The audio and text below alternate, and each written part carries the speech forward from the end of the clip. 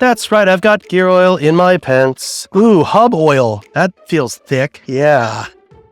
Get some hub oil. I think you have to use this in Hollywood, but I'm dedicated. It's just, yeah, a little bit of cat crap. Pretty bird. Pretty bird. I just thought it was kind of quiet. Does your carburetor look like this? Well, it shouldn't. Behold, the beating heart of the VT600. Maru maru solachilampu kulaminjo shivlingam kalima kalima. All right, what's up, everybody? Today, we are going to be rebuilding a single carb from a VT600. Now, you're going to need a few tools to accomplish this. Some of these tools you may find you need, some you may not. I'm kind of trying to cover all the bases here. So, you're going to need a container to drain the excess fuel out of your carburetor, the parking lot special ratcheting screwdriver, which I found and has become an integral part of my carb rebuilding process. I have a Turnback Knife Company razor blade holder knife, a plain razor blade, a number 2 Phillips screwdriver, a flat blade screwdriver, a small flat blade screwdriver, tiny one with a little magnet on the end, a number 10 line wrench, 10 millimeter combination wrench, a toothbrush or plastic brush, brass bristle brush, a special disgusting looking wire tool that I made, looks like a noose, and you'll find out what that's for in this video. A really cool vintage snap-on 7mm wrench. You don't have to have a vintage one, but a 7mm is what you're gonna need. A 14mm wrench, a small set of dikes, assorted swab sizes, a clove of garlic, 2 zip ties, small ones preferably, needle nose pliers, angle needle nose pliers, and flush cut pliers. A paint pen, color of your choosing. I like white because it stands out. An 8mm nut driver, some carb cleaner, mother's mag and aluminum wheel polish, and last but not least, some wire cleaners. Now these you will find out what we'll use them for in the video as well. Without any further hullabaloo, let's rip this carburetor apart. So what we have here is a single carburetor from the VT600. The same carburetor was used on the Aero 750. The VT600 used this carburetor from 1999 to 2007. There are 2 versions of this carb. One which has a throttle positioning sensor built in, and this version, which is pre-2004, if I'm not mistaken. I could be off my dates. Either 04 or 05, they put the TPS in. At any rate, it's a fantastic carburetor. I do get a lot of questions. People ask, what's an aftermarket carburetor I can put on my Honda Shadow? I'm be straight up real with you guys. This carburetor can deliver more fuel and air to your bike than your bike can handle. It was used on a 750, and even then, it's not topped out. It can move a lot of fucking air. It's a decent CV-style carburetor. You can go to a mechanical carb, some of those Sudco kits out there, Makunis. If you want to fuck around with that stuff, have fun, enjoy, experiment, but make sure your bike's not running too rich or too lean. Always do a plug chop, always tune properly. So today, we're going to take you through the entire process of rebuilding this. Now you look at this one, it's not really in that bad a condition. I don't see a ton of rust. It's got some grime and some crust here and there. I actually rinsed it off before this video because it was actually sticky because of movie magic reasons, and I couldn't even handle it. So I gave it a little rinse, but it really didn't change much. This is the condition it came in. One of the things I'm going to point out before we get started here, this really long hose here, there's a little junction on the back of your carburetor. Looks like this, right? I'm going to pull this clamp off so you can see what's underneath there.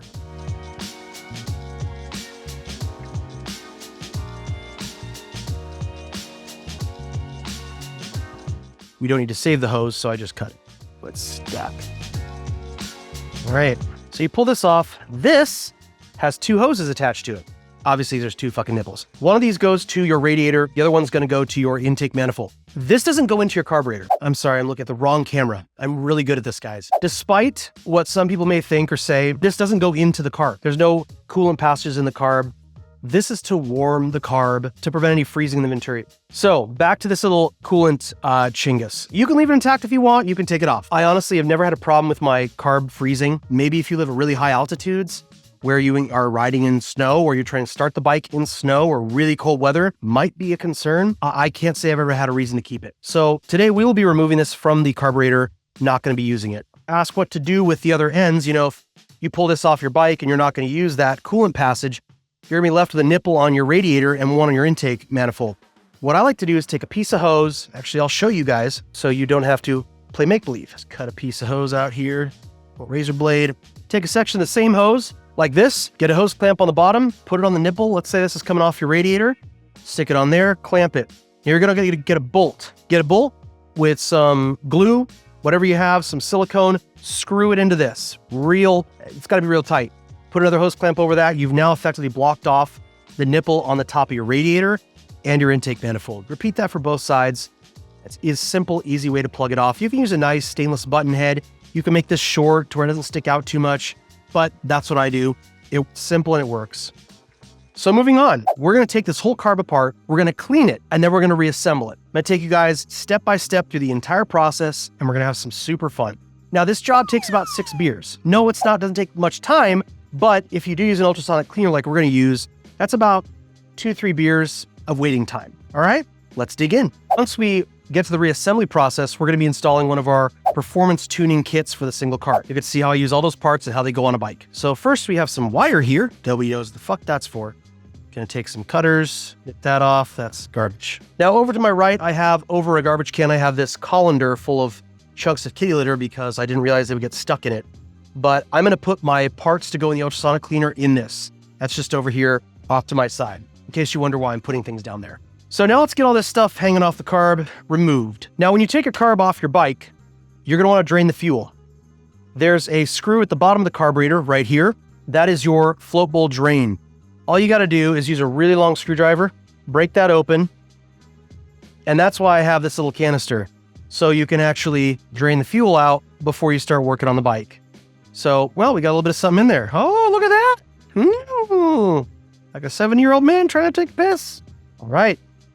Talk about enlarged prostate. Woo. So when you're done, tighten it down for now. All right, now you're gonna get a 10mm line wrench. We're gonna remove the choke. It's actually not a choke, as many of you are probably going to try and say in the comments. I know you guys are gonna be on point with this one. It's an enriching circuit. It allows you to start the bike up faster. You don't wanna run with this when it's actually pulled out. You can actually do some damage to your bike. So if your bike only runs with choke, that means you have a problem with your pilot circuit or idle circuit, most likely. It means your air fuel mixture screw is not backed out enough, or your pilot jet is too small, or you have some clogging in your jets or one of the passages. We're gonna address all that stuff today. So why I like using a line wrench for this is because I can really easily slide this over the cable and then onto the 10mm nut here that's plastic. Right there. Now, if you want to reuse this, don't get some pliers and shit and chew this up, because this is a seal. It seals into this port here on the carb, and you don't want to be chewing that whole thing up. It's also plastic, it's old, it can break easy. So get a proper 10mm wrench. One of these little guys works. It's a little more tedious than the line wrench, but it'll get the job done. Today, we're going to be using a shorty choke knob in replacement of this, so we will set this aside. I will sell this on the internet for approximately $465. No lowballers, I know what I got. Now, gonna go the other side here. This is the front side of the carb, or the left side, and this is your idle control knob. We're just gonna unscrew this puppy. Very easy to do. Hopefully in your case it's easy to do, because sometimes it's a little rusted. If things are rusted, you've got a few options. You can actually use some panther piss, penetrating oil, whatever you want to call it, PB Blaster. My buddy Jeremy called it panther piss, I love that. And let it soak overnight. You can get a rag, soak the hell out of it, and stick it over the carburetor, and let it just get into every little crevice in preparation for this process. Another method that works, but you have to be very careful, is heat. If you get one of those little tiny tweaker torches, like a butane torch, you can sometimes hold it to little parts. Especially on a carburetor, there's plastic and rubber involved. You have to be very mindful of where you're at, because you've got rubber up here, rubber in here, you've got a plastic sleeve in here, you have rubber here, rubber diaphragm here, plastic. So you gotta be careful with that heat. But it can help in getting some of these nuts or bolts loose if they're really stuck. So now we've removed the idle control knob. We have some hoses here. We're not gonna be using these, so we're gonna pull these right the fuck off.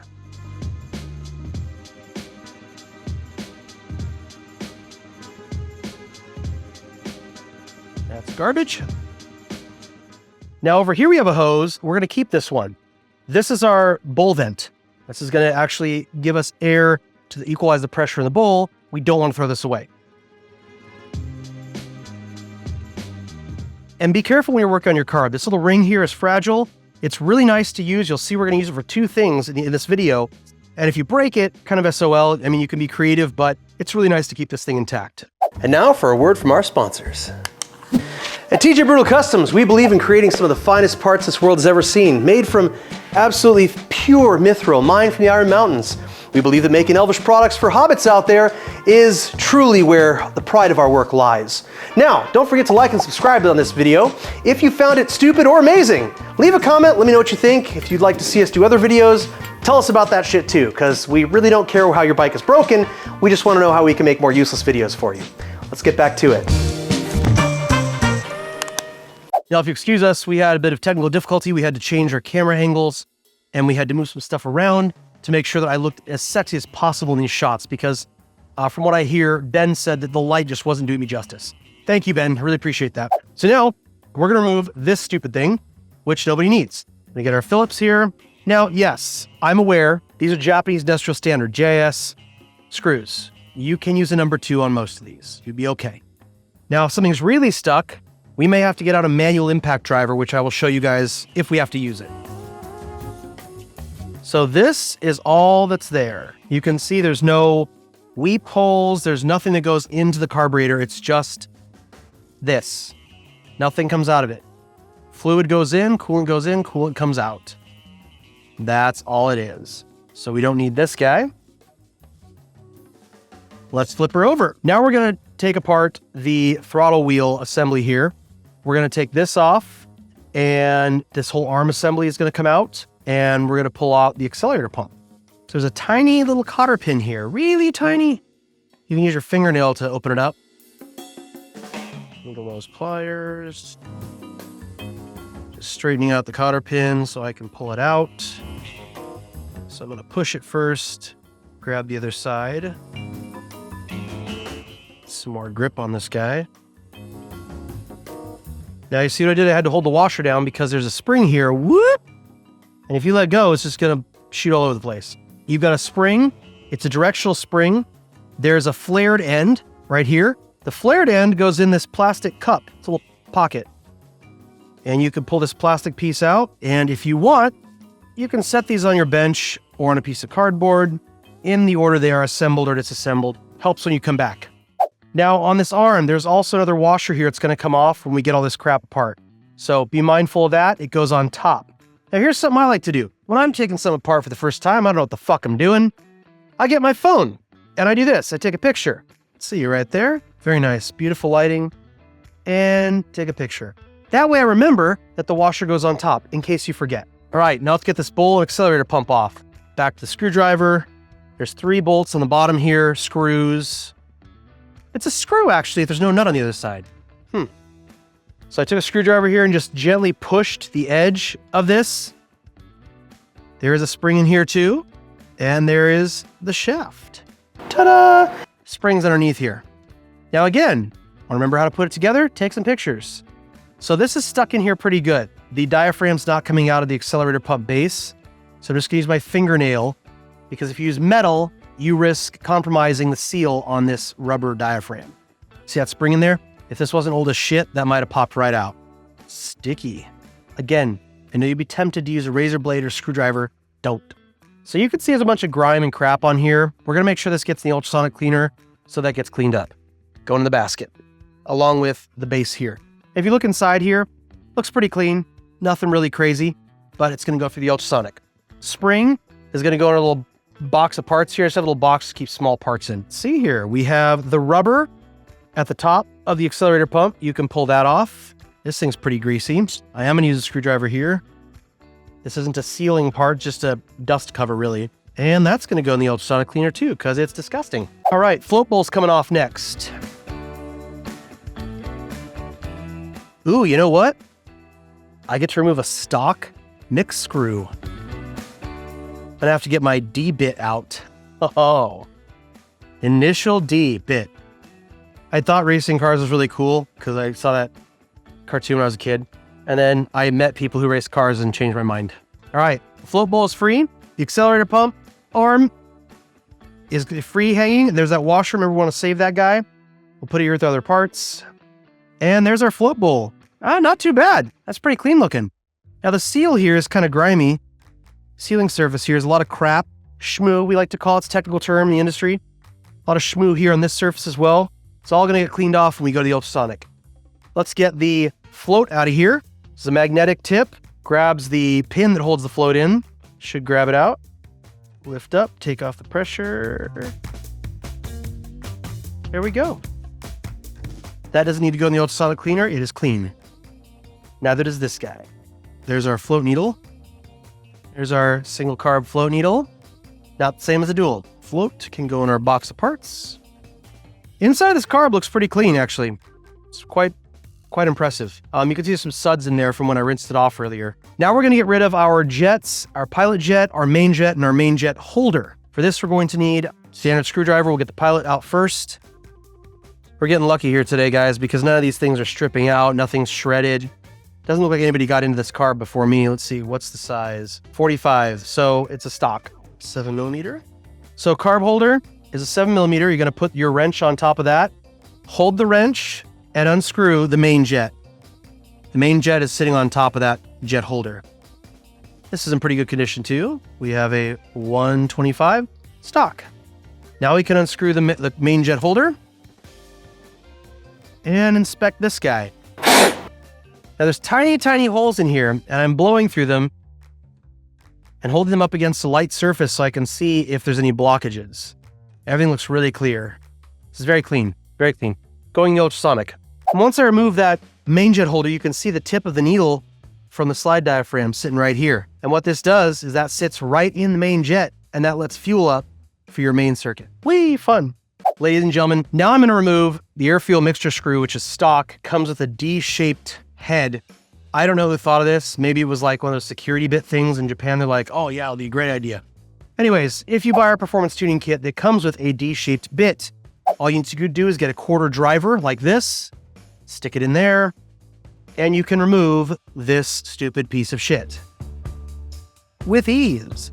We now have removed our mixture screw, the stock one, which is D-shaped, little needle like that. Wow, that is black. The tip of this thing is disgusting. I think there's stuff on there I could scrape off. I wouldn't kiss my mother with that mouth. So we're not going to use this. Thank you. Thank you. That's close-up camera work. Very specialized skill there. That's why we hire him. Now, this is what I have this stupid little tool for. This is just a piece of wire that I twisted in to have a handle, and I bent the end and clipped it off with some dikes, so it's got a sharp little edge. I filed down one side, so it's kind of a pick. I have other auto picks, yes, but nothing fits down this hole the way I want it to. So this is a specialized tool. There are two washers in here. There's a spring first. That's the spring, little tiny guy. And then we have a metal washer and a rubber O-ring. Technically, a one washer, one O-ring. So this goes in and retrieves the washer. Because turning upside down doing this is just a terrible fucking idea because something bounces, falls on the floor, and then you're going to call us and go, I lost the washer. What size is it? Just don't be a dumbass. Now, what's great about this tool is I've got a little situation here where the rubber washer is folded over on itself and doesn't want to come out. So what I'm going to do is clip it a little shorter. Custom tools. Oh yeah. Custom tools for custom fools. There we go. Got it. That's the rubber O-ring. Now, if you notice, the order they go inside the carb is rubber O-ring, then metal washer, then spring. When we put our TJ Brutal Customs long-handled air fuel mixture screw in, that's the same order they need to go back in. Now, if I look down here, it's disgusting in there. So good thing we're going to put this in a cleaner.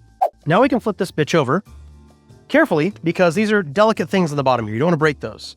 So treat this whole thing with love and affection. We're going to take off our ACV cover, air cutoff valve cover, 2 Phillips screws. All these screws are going to be replaced with some beautiful stainless button head screws. They're sleek, they're sexy, they're stainless. They restore vitality. They will make your receding hairline come back. They're sexy. Not too bad here. We're going to pop this in the ultrasonic cleaner. Spring looks good. Put that aside. And there's our diaphragm. It's pretty clean. We're just going to put it in the box of parts here. At the inside, this looks pretty disgusting. Get a rag. Just wipe away some of that goo. And you don't have to take this off. Not necessary. This is the cable stay for your throttle cable. If you want to make this a little sexier, you can cut off the push cable portion, which is the backside here. You just trim this. There's actually a line right there you can trim off, and you don't need this part. This is the part you're going to use because when you pull the cable, this is where the throttle goes. That opens your throttle up. Now we're going to get into our slide assembly or vacuum slide assembly. I'm actually going to throw all these screws away so I don't forget. Just in case, just not to keep the bench a little less cluttered, you know? Here we go. Music to my ears. So far we've lucked out. None of these screws require any serious force or penetrating oil, lubrication, spit, raspberry jam. Might need to use the garlic, we don't know. It's always good to have it on hand. Okay, that's the last of them now. I'm keeping my hands on this because it is spring loaded. If this isn't stuck on there, it could just go boing, and it's gonna shoot the spring across the room. Save yourself the hassle. Take it off gently, and there is the aforementioned spring. We look inside of our slide cover here, it's kind of gross. It's, wow, not very sexy at all. Got some gunk in there, but this is all pretty much normal use. I mean, if someone bought this and ran it for 5-6 years, this is what you'd see. This is pretty normal. Set our slide spring aside, pull the slide out, stuck in there. Look at that puppy. Isn't she something? Just for funsies, I'm gonna pull out the jet needle and see if anyone had put shims underneath it. I doubt it, but I'm just curious. Nope. This is a completely bone stock carb. No one's ever touched it. Wow. Unmolested.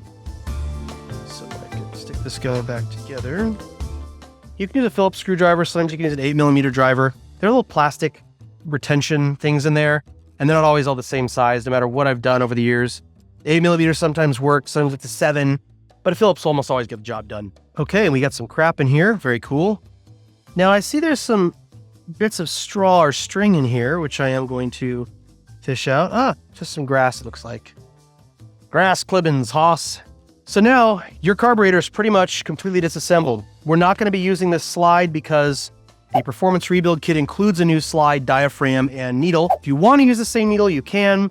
This needle's in perfect condition. You can always have a spare, but we do include one with that kit. So now we're going to go back to our float bowl. This guy is ready to go in the ultrasonic cleaner, put in the basket. Now the float bowl has a lovely gasket here. Actually, before we move on, one thing I must mention. Very important. This piece is called a needle jet. It goes into the hole at the very bottom of the venturi there. This guy, when you pull it out, there's two ends. One is a bigger hole, one is a smaller hole. The bigger hole goes up and you insert it into this. Remember we saw the needle coming through and we pulled out the main jet holder?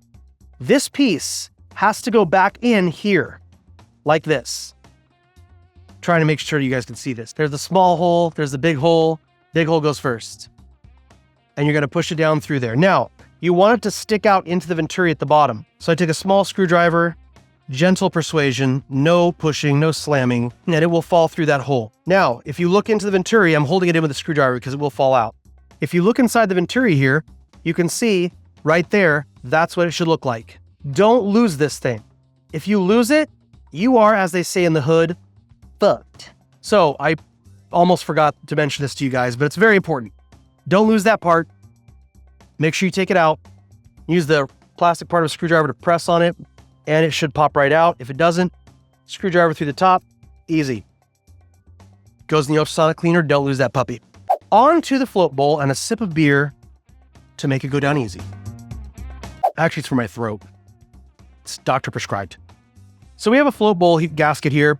We don't want to screw up the actual float bowl itself, so you want to be very careful when you remove this. As I say that, I'm going to show you guys a little tool I like to use for this if I'm going to be extra careful. I know you didn't introduce these during the tool section, but I think it's worth mentioning to you guys. And this is a snap-on plastic pick set, which cost $199.26, not including tax, but well worth it. If they break, I can get new ones for free. So you've got a bunch of different options here, hooks, points, different angles, long point, short point.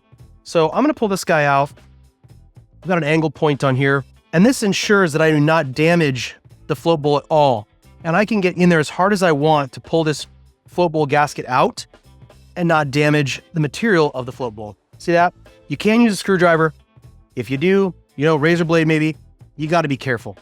You don't want to fuck this up. If you fuck up this surface, you're going to have a leak that you will chase for a long time. This goes in the trash. You can see there's a lot of crap here in this channel around the bottom of the float bowl itself. So I'm going to get this brass brush here and I'm going to go in and kind of rough it up, pull some of that out. I think an assembly for some of these, they may have used a touch of Honda Bond at some point, just a thin film, because I see this in almost every carburetor. It's like a red-black gunk, and it's not the actual float bowl gasket. Now, yeah, it could be deteriorated fuel.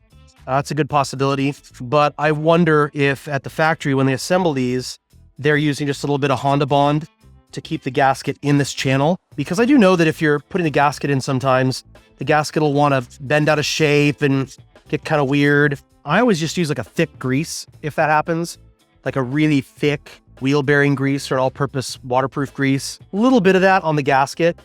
It makes it stick in here. And that allows you, when you're reassembling the carb, it doesn't pop out when you're trying to get it situated. So I'm gonna keep going around this. Get my pick again. Some of this black stuff off here. There we go. Yeah, you can see this stuff that's coming off inside here. I don't know if you're able to zoom in, but it's kind of gross. See that? That's all the stuff in the channel. There's more right here, see? Okay, there's still some gunk in the channel here. I've gotten at it pretty hard, but I'm gonna put through the ultrasonic cleaner, let it soften up anything before I attack it again. The last thing to do here is a passage you may use in the future. You can actually check your float bowl height using this float bowl drain. You can take a hose and loop it up this way, and you can measure how far the fuel line is from this surface, and that'll give you the measurement of your float. This also has a rubber gasket, or a rubber O-ring. The screw, rubber O-ring right there that you'll want to take off. So we'll pull this fucker off. There we go. All right, now we'll set aside, just in case. That's going in the ultrasonic cleaner, as is this. I'm gonna clean this too, even though we're not gonna use it, because I keep these as spares. All right, off the ultrasonic cleaner we go.